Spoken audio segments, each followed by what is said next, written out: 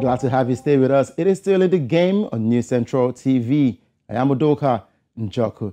Now let's go straight to Ghana. A lot has been happening with Ghanaian football, but this time around let's talk about the Ghana Premier League club, Asante Kotoko. They have taken drastic action following a disappointing season as they failed to win any trophies. Our owner, Asantehene Otumfuo Osei Tutu II, has ordered the dissolution of both the board and management. The board, led by Kwame Che, was established in 2020 and appointed Nana Yao Amposa as the head of the management team in August of that year. The collaboration between the two entities initially yielded success, with the club securing the Ghana Premier League title in the second season. However, it appears that disagreements have emerged between the management and the board. Now, Dr. Kwame Che's involvement with his own club, Nations FC, which earned promotion to the Ghana Premier League last season, has seemingly diverted his attention away from Asante Kotoko. Now, joining me to talk about this is a sports editor of Joy FM right there in Accra, Ghana, Fentuo Tahiru. Good to have you with us today. Yes, always a pleasure. All right, a whole lot is happening right there in Ghana football, from the Black Stars of Ghana to the Black Meteors of Ghana, to a lot of confusion in the Ghana Premier League. This time around, we see Asante Kotoko, the board and management has been dissolved, and the league is set to start up in September, reportedly. What do you make of this story? Yeah, not surprising, actually. I think this was expected to happen at the end of this season. So the way Kotoko is run is slightly different from the way other clubs are run in this country. So Kotoko, basically 100% of the club is owned by the king of Ashanti, so Otumfuo Osei Tutu II. So what he does is that anybody that, so he appoints, for example, an individual to come and run the club on behalf of the king. So you have to understand the way it works. Kotoko isn't necessarily run like a normal football club with focus on making profit. So Kotoko, Asante Kotoko, basically represents the soul, the heart and soul of the Ashanti people, and the symbol of the club is a porcupine, which basically is the totem of the Ashanti people, and that's why Kumasi Asante Kotoko are called the Porcupine Warriors. So what happens is that every now and then he would call on, let's say, what we call a son of the land.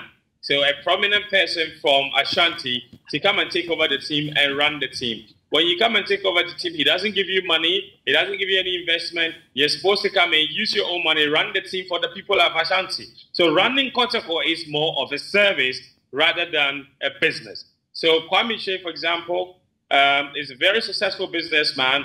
He was brought in to run the team in 2018. So when you come in, then the board is sworn in, and then that board appoints his management. So he's already gone through two sessions. So from 2018 to 2020, he had one board in place and a management in place that was dissolved, while Kwame Che, of course, retained the senior board chairmanship of the club.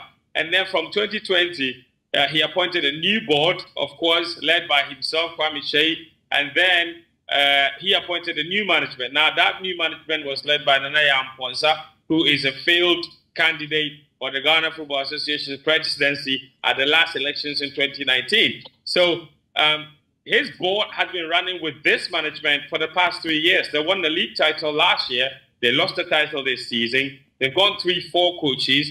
At the end of the season now, Kotoko, of course, Manhyia, and they had been engulfing all kinds of issues. In fact, they got to a point where the management team and the CEO, who was appointed by the board, were not on talking terms. It was that bad, you know. And so, in the end, too many problems engulfed the team. And you wouldn't believe this: the board chairman, Kwame Che, decided to acquire another club. Of course, legally, the GFA statutes, he couldn't put his name on it, but it was in the open that he was the one behind that club. Put together a very nice stadium, and they were playing in Ghana's second division, and they've now qualified to the Premier League. Wow. And they would be competing directly with Kumasi Asante Kotoko, and they're also based in the Ashanti region. So the issues were so profound, so palpable, that now Otumfuo has realized that there is no way forward for these two people, the board and then the CEO, to work together for the best interest of Kotoko. And so he's decided the best decision to make right now is to dissolve this board and bring in a new person to run the club, because the board chairman's interests no longer lie at the club, and the CEO, who is supposed to report to the board, is not on talking terms with the board members or the board chairman, and so things fall apart basically. And so this decision was always coming. For anybody that has known the inner dealings of Kotoko, this was not a surprise. True, and I like how you put it. Things fall apart for the club. But do you really think this is the best decision? Because let's take a look at some of the clubs in England, in Europe per se. When a manager doesn't do so well, or when a team doesn't do so well, let's use Arsenal, for example. I'm sure the Arsenal fans will not be excited with this one. But at times they did struggle in the EPL, but the fans and the management did have trust in the process that, look, it is just one season. Let's see what happens in the coming season. So is it proper for you to dissolve a board because they went trophyless in one season? Other clubs who are there also aim to win the Ghana Premier League title and also the FA Cup. So why dissolve the board? Is this the best decision? Absolutely. Like I explained, Udoka, so this goes beyond just the unsuccessful season that they've had.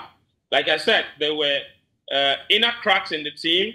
The management team and the board members were not on good talking terms. They didn't work well together. So they all had to go, basically. So it really had, the situation became untenable, really. And this was the only logical reason.